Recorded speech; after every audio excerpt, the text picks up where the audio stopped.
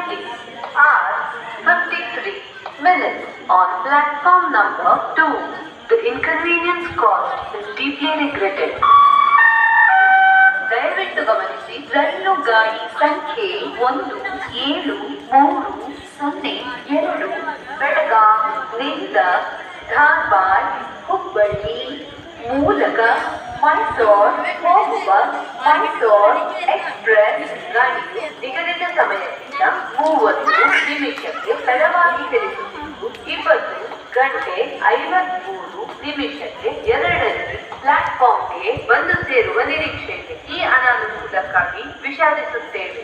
यात्रीगण कृपया ध्यान दें, गाड़ी संख्या 1730 बेलगाम से मैसूर को जाने वाली मैसूर वया धारवाड़